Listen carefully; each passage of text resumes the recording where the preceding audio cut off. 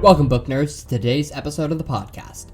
I'll be speaking with LUDOVICA Isidori, the cinematographer and director of photography for the film The Fourth Wall.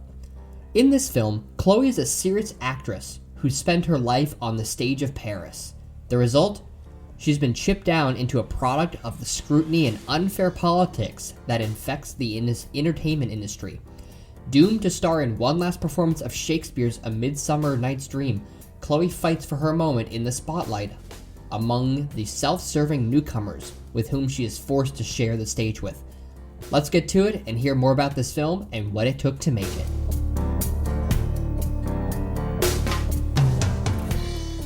All right, book nerds, I'm now speaking with LUDOVICA Isidori, the cinematographer DP of The Fourth Wall. Thank you so much for joining us today here on JeanBookNerd. Hi, good morning. Thank you so much for having me. This is quite exciting. Well, let's get started. And I do apologize if I mispronounced your name at all, but for our listeners, please would you introduce yourself and tell us about your part in making this film? Yes, absolutely.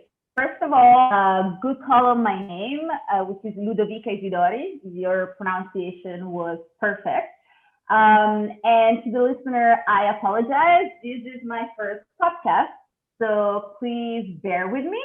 I'm kind of shy and I'm usually behind the camera. And that's my job. I'm a DP or cinematographer, however you want to call it. So I tend to be in the shadows, like far away.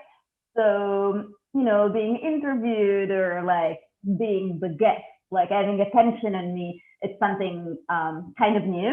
So again, I apologize, mistakes and things like that. But that's what makes it fun. So that's what makes it fun. Sounds awesome.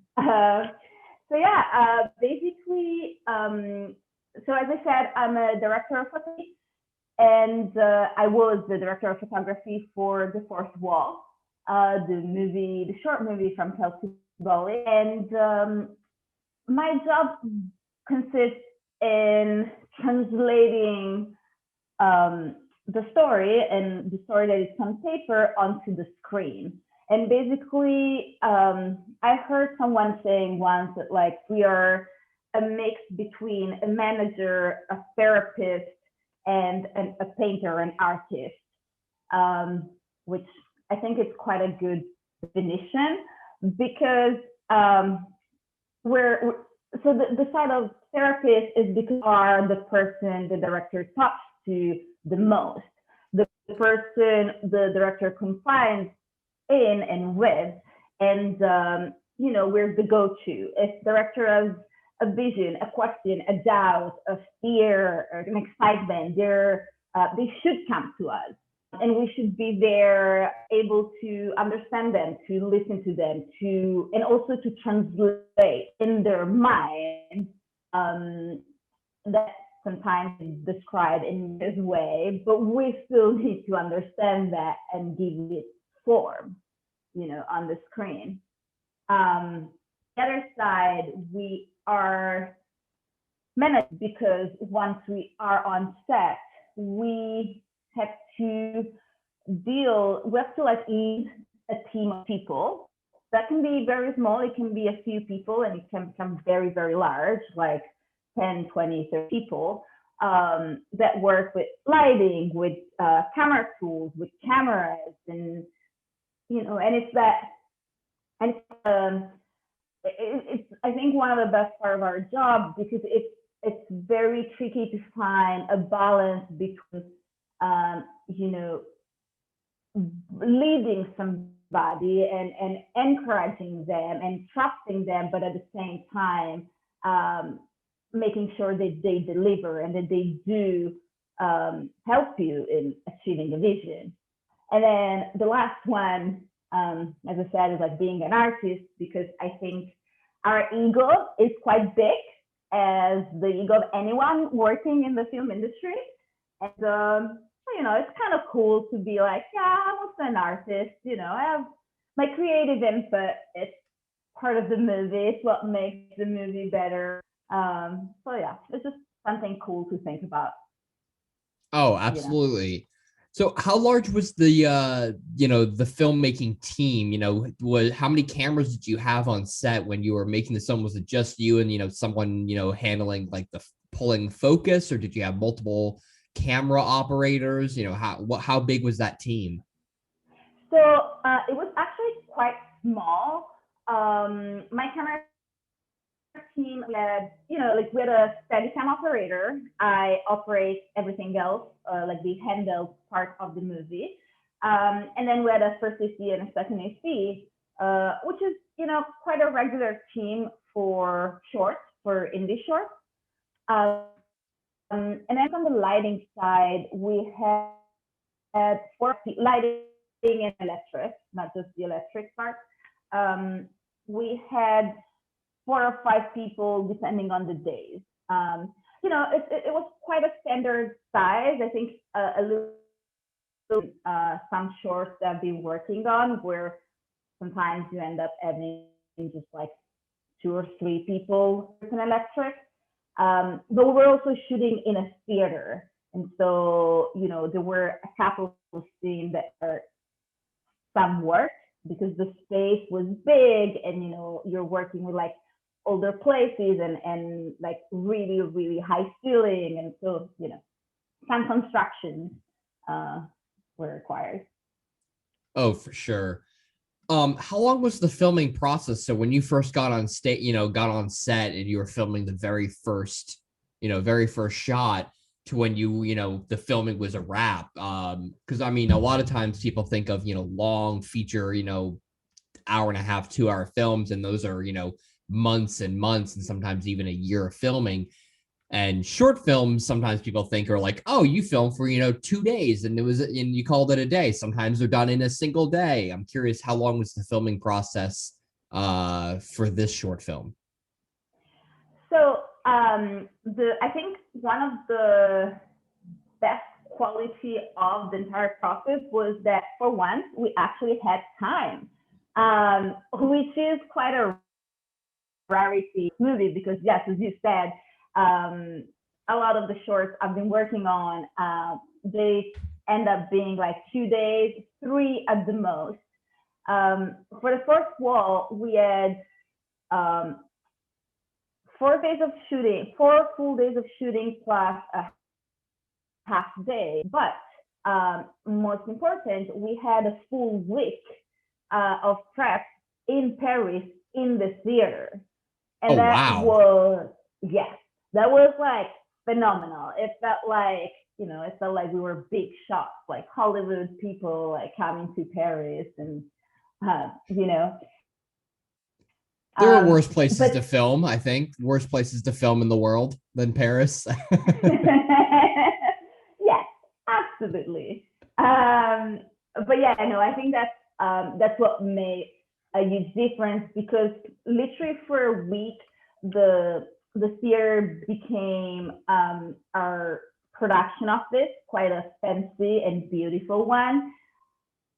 And we were meeting there every day with every department. And so my camera operator had a chance to be there and start rehearsing with us early on. My gaffer had the opportunity to see the place and see the space in advance. And then, so on a technical side, I think that brought a lot of advantages, but also on the human side, I think that created quite a magical experience for everyone. Because, we were like the director, myself, the editor, one of the actors flew from Los Angeles, but everyone else was from Paris.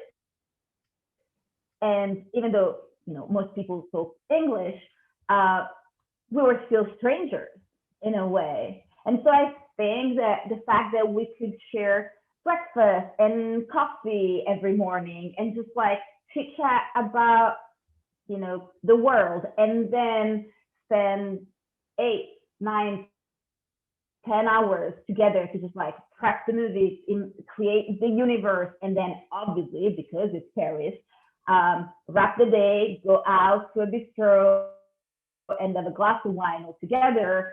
I was fantastic. It creates a bond that you cannot recreate otherwise. No, that sounds like such a great situation and a great setup. That sounds like the dream, kind of like the dream the dream scenario. Make a movie and then have coffee in the morning, make a work on a short film, and then have some wine at the end of the day. Yes, and especially now that like I think we've all been like talking to each other via screen and through headphones for so long, like the dream of just remembering that, like, yes, being in Paris and like sitting in a bistro, like, yeah, was kind of phenomenal.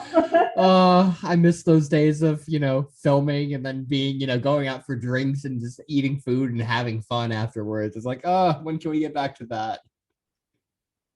So much, because like you don't think about it, because what we do is like really hard work, especially once we start shooting, but there's a human aspect of it that like it's irreplaceable. Like I think at least a third of what we do is also like caring for other people and like creating this temporary relationships that might only last for like a week or a month, or but still needs to be deep and enjoyable and fulfilling and rich. And so I think we're all missing. Absolutely. I agree. I can't agree with that more. So you said that you the director and the editor are from Los Angeles, but you filmed in Paris. How did you get brought onto this project? So actually, it's quite a funny story, because I applied to those websites like Mandy.com or like those. Yes. So I applied for a job like 2 years or a year and a half before this short. And I ended up meeting Kelsey in a cafe in Santa Monica. And it was quite a nice meeting, but I didn't get the job. And the job was for a previous short, Asking for a Friend. But for some reason, somehow, like my name got stuck in her head, luckily. And so, the fact that I'm Italian, it's a good card to play at times. Like, yes, I am European. I understand that. And so a year later, I got an email. I was in Bali shooting a movie, and I got an email from the director, and she was like, "Hey, I don't know if you remember me, but I have this short that I want to shoot in Paris. Would you be interested?" And I was like, "Yes, absolutely." Yeah, who would say no to that? Like, so you're gonna fly me and give me a hotel room in Paris to shoot a short movie? Like, absolutely. Like, I'm there already. I mean, I guess she had to twist your arm to get you to say yes. Yes, exactly. And it was just like so exciting. Like also the fact that she remembered me. Like, we literally met once. And which was also the extraordinary fact that we worked so well together, in fact, because we met once, like, again, for that meeting, like a year beforehand, and then we spoke on the phone one time, and then we flew to Paris together without really knowing each other, So it was quite a risk she took, which turned out fantastic, but sometimes things just fall into place just perfectly. Yeah, no, absolutely. And I told her, like, since the day I met her and like we worked together, I was like, girl, like, please keep like, working around the world. I will follow you anywhere. Like, I do have a few directors that are like, they're on my list of like, yes, these ladies, because they all ended up being women, like, they're gonna make it and they're gonna like travel the world, and I'm just gonna follow them, like no matter what it takes. You know, if it means like bring my whole family to, I don't know, the Philippines for 3 months, sure, I'll do that, you know? Hey, when you get a good team together, you tend to want to stick with that team because, you work together well and things just, you kind of, you get to know each other and the vision and, their preference and how everyone likes working. And the more you work together, the better that, that team becomes. Yeah, no, absolutely. And again, I mean, if you work in the film industry, you know that it's like sometimes it's just like a love story, whether it's like a one night stand or like a marriage, but it's a love story. Sometimes it clicks and there's chemistry, and sometimes it just doesn't. And but when it does, it's phenomenal. Absolutely. So in this movie, The Fourth Wall, there are some decently long takes. They're not 20 minutes long or anything, but because it is still a short film, but there are some decently long takes, and there are a couple of different lighting setups, and some of them go from very warm to very cool back to warm. So there's a lot of very dramatic light changes. So I'm curious, how that worked, and how much time did you have for rehearsing, moving, because you're moving behind, from backstage onto a stage, backstage again. So kind of like getting the lay of the land and figure out the camera moves, and how did all that work? Yes. I think, as I said, like the fact that we had time to rehearse like the week prior was key to the movie. I don't think we could have achieved such a, in my opinion, good result if we didn't have that much prep. Because literally, since the second day we arrived at the theater, we started working with the actors first, and Artemis, the app that you put on your phone that mimics the camera, to try to figure out, the blocking and how do we move people in the space in a way that is fluid and smooth and looks good, but also that is not forced just for camera. And it literally took, everyone's idea and suggestion. Like sometimes with an actor suggesting, like Lizzie being like, hey, I think I can go backstage at this time and then come back. Sometimes was the director, sometimes was me or the camera operator. I think like we all organically rehearsed for hours and perfected the movement of the actors in relationship with the camera. And again, we had like a few days to do that before the actual principal photography started. So that was necessary. Because again, as you said, yes, they're not super long take, but they do move through quite a few rooms or corridors or. And then once we had that in place, I had the time and the chance to, and in that I have to thank also Kelsey, the director. She totally understood the challenges and the fact that if you have to light for 360 without any units on the ground, you need some time to rig. Like there's no way around. You just need to put stuff up in the air or hide them on the floor through, with the help of production designers. But you just need time. And she never rushed us, never rushed the G&E team in doing so. And then, nowadays, with all like Quasar and LED lights and all these new technology that you can basically connect and operate through a board, through your iPad, then that's how the magic is done. Because you put up all these lights and basically you create, we almost create our own stage lighting. And then my gaffer was just like dimming. It was live DJing in a way, but with lighting, like putting them up and down and changing color and giving them a rhythm depending on where the camera was. Um, it's something that probably like 30 years ago would have not been possible, at least on this scale. But nowadays, again, you just like connect everything wireless and boop, boop, boop, boop, boop, via iPad, you just do it and you have fun.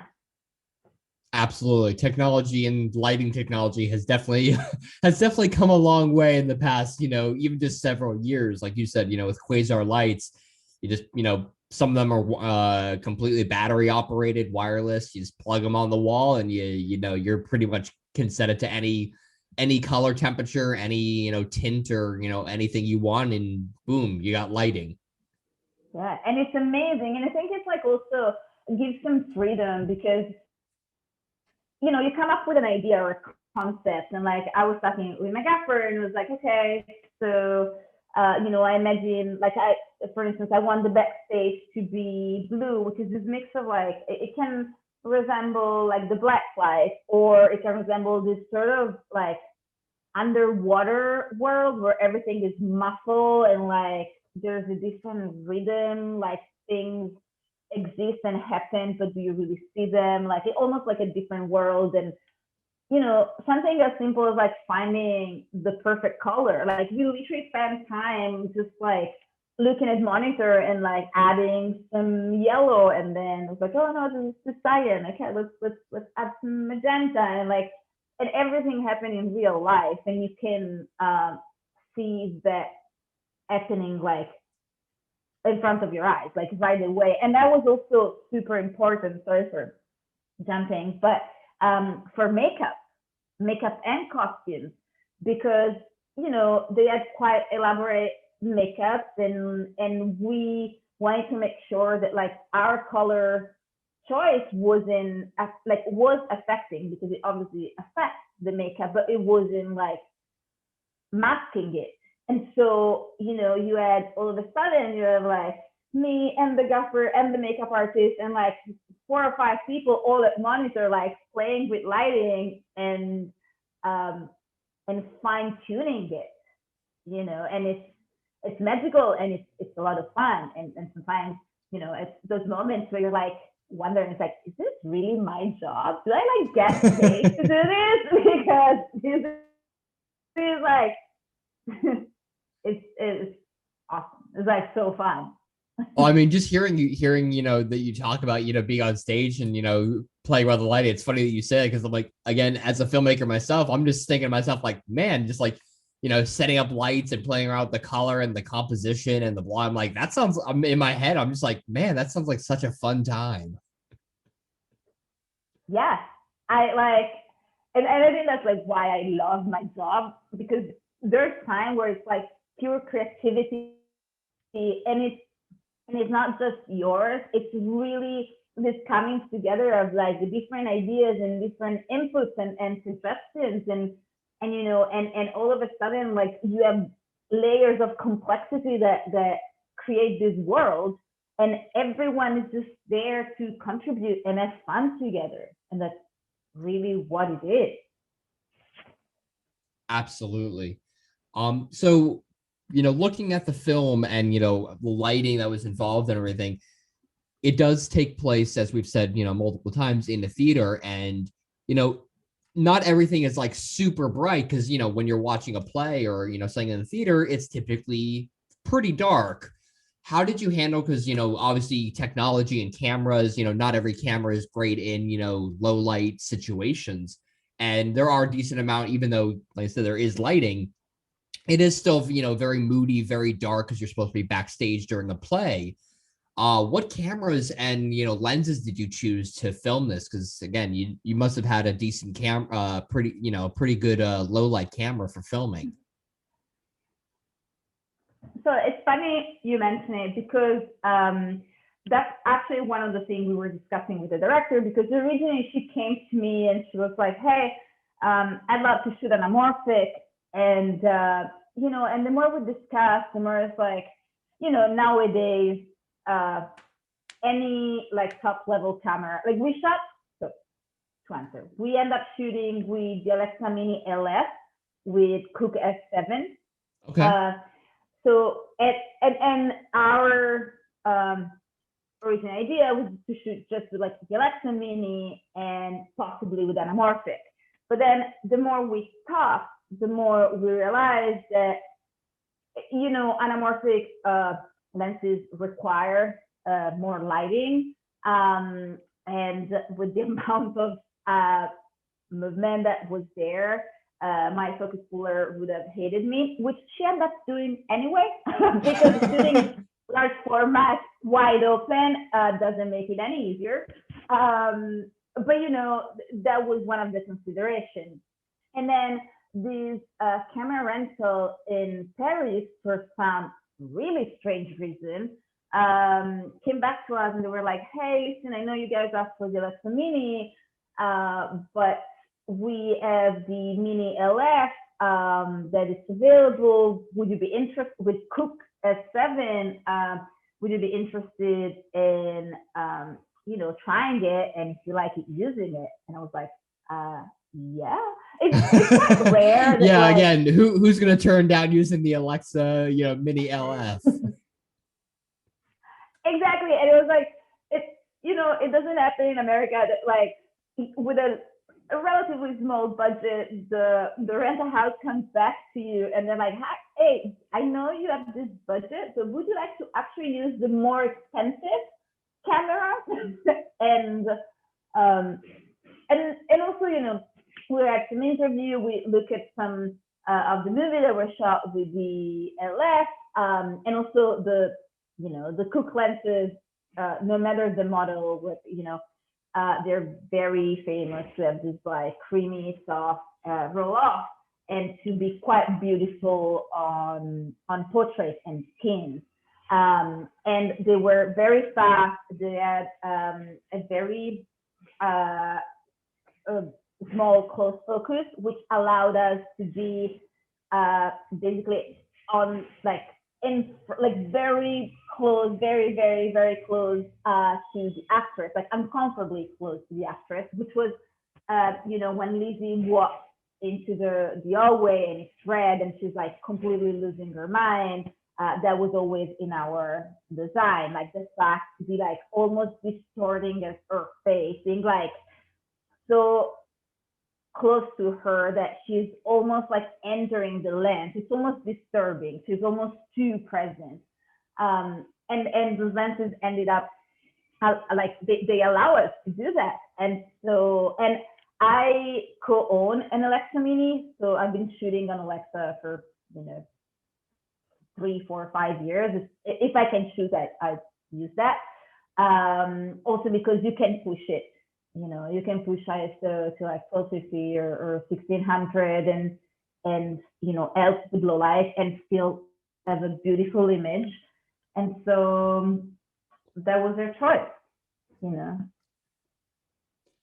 Nice. Were there any interesting challenges that came up while making this film? You know, you're trying to block something out or figure into like, okay, this is what we need to do, but the space doesn't really allow that. So how can we accomplish this? Were there any interesting challenges that you ran into that you were able to overcome? I think the biggest one was the space, because, you know, in France, in Europe in general, things are much smaller than America. They're less vast, they're less expanded. So while the stage itself was quite a big space, everything else behind, from the backstage to the long hallway downstairs to the room, like that changing room, were really, really, really tiny place. And I'm 5'2", so I'm quite a tiny person, but they ended up being tiny even for me. So, you know, most of the time I was like trying to figure out how to fit everything, because you get a light from somewhere. You have to put a camera with a Steadicam in like a corridor that is like 4 feet wide. Oh, geez. So, yes. And on top of that, you need the actors to be able to move freely and perform. So that was, you know, that was a challenge. And I think the the best example of like that challenge was the scene inside the the changing room, where like that starts with our male character coming in and taking the mask off and talking to himself at the mirror, and then all of a sudden we have like 4 characters in there, and the room, like I can assure you, is tiny. It was probably like 3 meters by 1.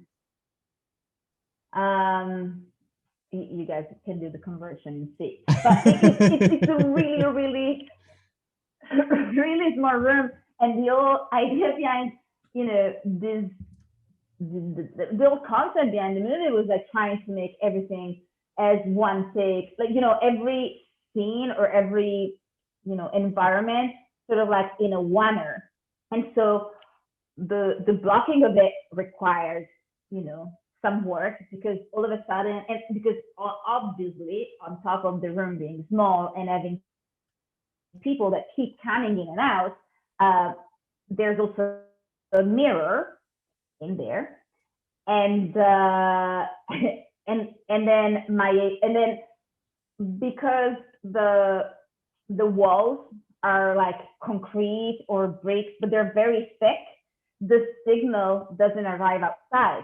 So my AC had to be inside the room, Oh, and jeez. the sound people had to be inside the room too. Uh, and so like we don't have a video, but it would have been the most amazing thing to watch, because all of a sudden you have like me moving around with camera, my AC who's like tucked in a corner, like basically laying down, trying to hide behind clothes. The boom operator who names us, like as I move, she jumps on on the floor from one corner of the room to the other, and then you have like actors performing and people coming in and out. So it was quite a scene. And all happening in like a teeny tiny room. You've got like 5 or 6 people trying to cram in there and making a film. Exactly. It was just like when like one of the takes worked out, we were just like, oh my god, this is amazing. It looked like insanity. Well, I watched that scene, and I probably, as I was watching it, I was thinking, I was like, man, like this looks like a pretty, because I'm fairly familiar with theater, and I'm like, yeah, changing rooms are not exactly, they're not a bedroom, they're not massive, like they're usually pretty small. And I was just thinking, I was like, man, they got 3 actors, they've got someone doing sound, they've got at least 1 camera person. I'm like, they've got minimum 5 people in that room, and the camera's moving around, and I'm like, man, I don't know how they pulled this off, but they did it.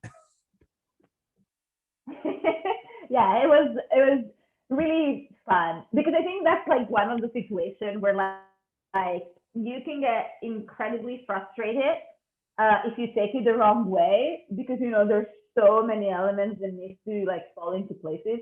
But if you take it with like a lighthearted spirit, and knowing that it's gonna take some time to figure this out, because once you figure out camera, then you need to figure out how the sound moves from A to B, or like how do we introduce the 5th character, and like we decided to have it through a mirror because there was like not another possibility, or like.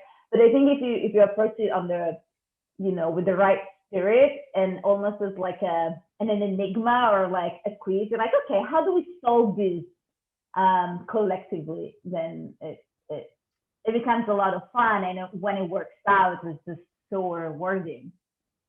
Absolutely. Well, the film, you got it done, you completed it, it looks fantastic. If I remember correctly, you mentioning earlier that the film is currently in the festival circuit. How's that been going so far? I think it's going great.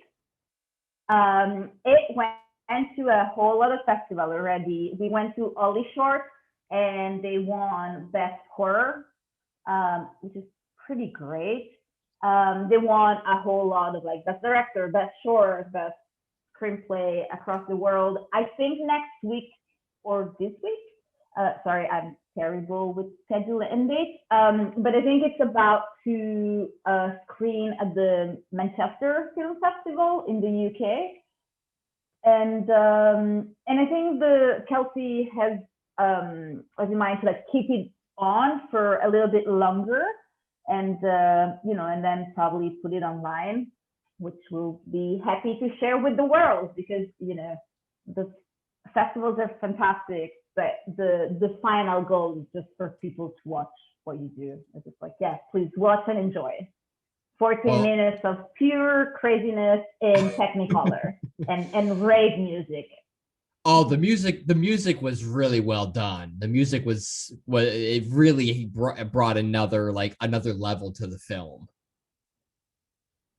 It's so good. When like Tyler, the editor, was like sort of live editing on the fly in Paris, and he like started putting some tunes in it just to create a mood. Like, I remember watching it. I remember Kelsey like running to me and she's like, "Girl, you need to see this." And like we saw like a tiny little excerpt. It was just like, I don't know, 15 seconds with this like like it was phenomenal. Just like so exciting, like seriously. It was great. Well, the whole film came out great. I'm glad it's doing well in the film festival circuits. You and your team, with considering, the conditions you worked under, tiny location, going to Paris and filming, and all I can say is you all did a fantastic job, and congratulations. Thank you so much. That means a lot. Yeah. Thank you. Do you have any upcoming projects you can share with us? Anything in the works? Obviously you don't, can't go into the details, but do you have any projects you're currently working on or coming up that you're really excited about that you can share with us?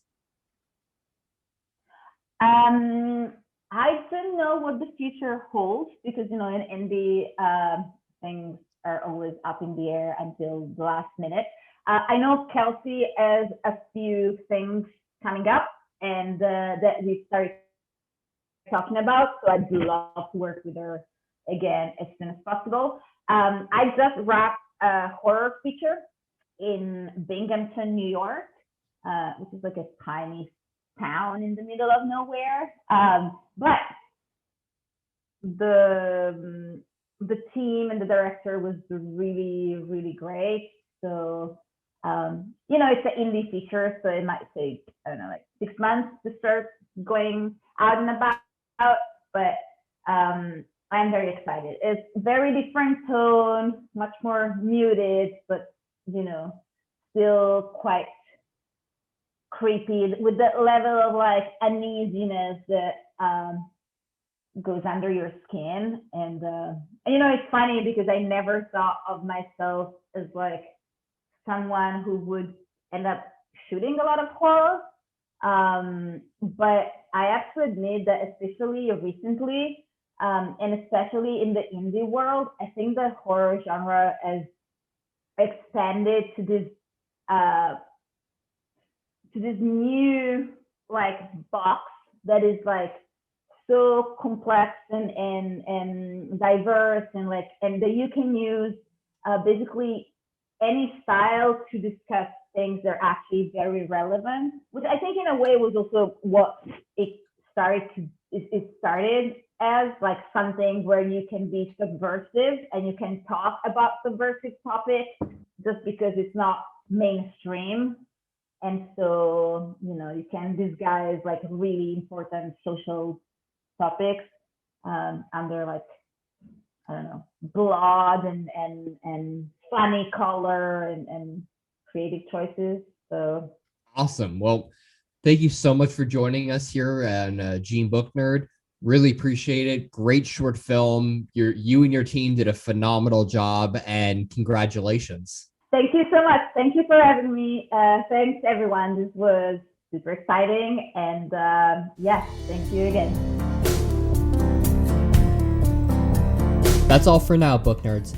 Stay tuned for the next episode, and be sure to check out the JeanBookNerd website for more. See you all next time for the next episode. Any parting words for our listeners before we go, Ludovica? Hi, this is Ludovica Isidori. I am the VP for The Fourth Wall, and you're listening to JeanBookNerd.com. Bye!